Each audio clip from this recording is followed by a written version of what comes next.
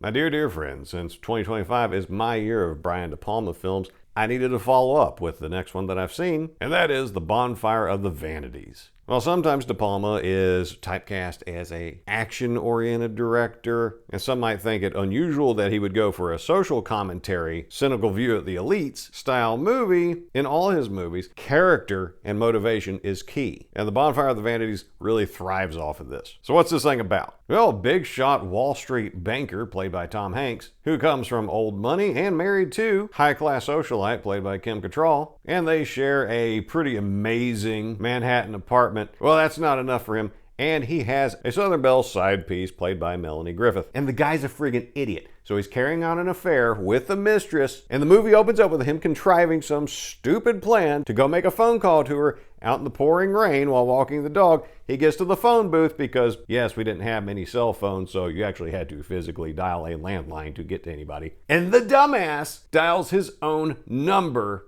so his wife picks up. So we set the stage for an unhappy domestic situation and an over-grasping main character. Then we enter quasi-self-insert from the author, Tom Wolfe, a drunken deadbeat reporter played by Bruce Willis, whose boss is coming down on him like a ton of bricks to make him earn his paycheck. Well, he gets just the opportunity when Hanks' big shot investor and Melanie Griffith as prostitute get together for a few days of sinful joy, take a wrong turn off the highway, and wind up in the bad part of town where, objectively, they were going to get jumped by a couple thugs. And Griffith did what any sensible person would do in this situation and ran one of them over so they could get out of there safely. But black community agitators start Trayvon Martin-esque social messaging by local race hustler who's clearly inspired by Al Sharpton, making a big stink out of who killed this precious boy who didn't do nothing. He was a criminal, and that's just the story of it. Well, Bruce Willis's character starts pulling on some seams,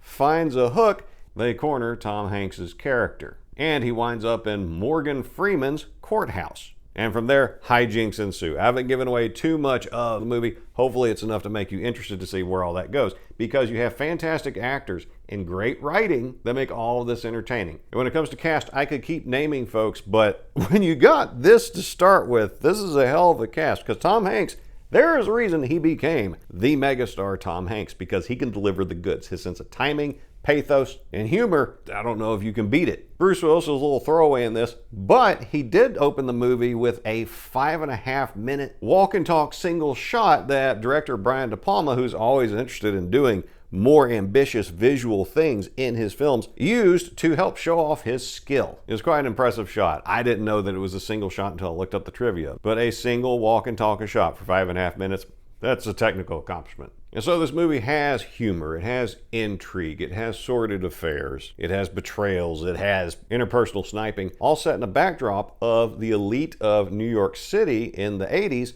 And so that would have also been the elite of America at the time. And this is one of the things that surprised me the most, is that this movie also serves as a snapshot in time of when the previous ruling WASP elites of America started losing to the more upwardly mobile social climbing Jews. And that comes out in this movie. That's not me being weird, it's in the movie. And that reminded me that historically, yeah, that lines up. The WASP did used to lead American culture, and that informed certain things about how we acted and our social mores.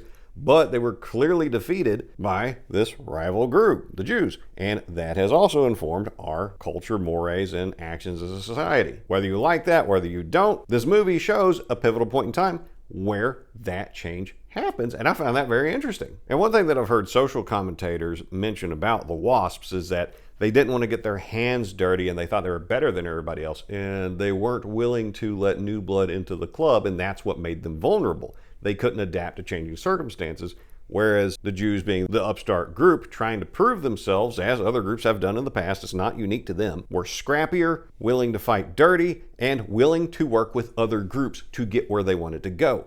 This movie shows all that, albeit in a lightly fictionalized way. And another interesting thing I found about the portrayal of the WASPs is that in every scene where you get a whole bunch of them together, they don't stand out to me as real people and individual characters. They're like fish swimming in a school in their environment.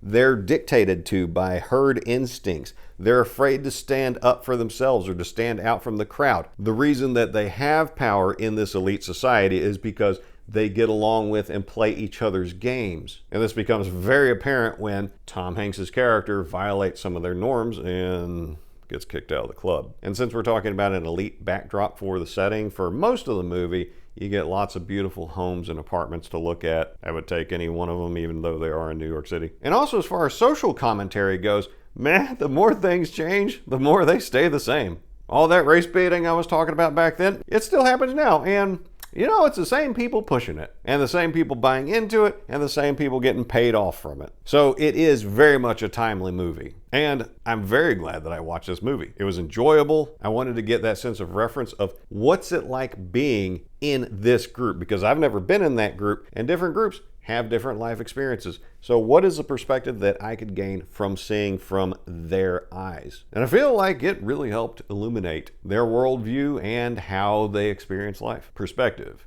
Get some. So my dear friends, Brian De Palma's The Bonfire of the Vanities, well worth your time.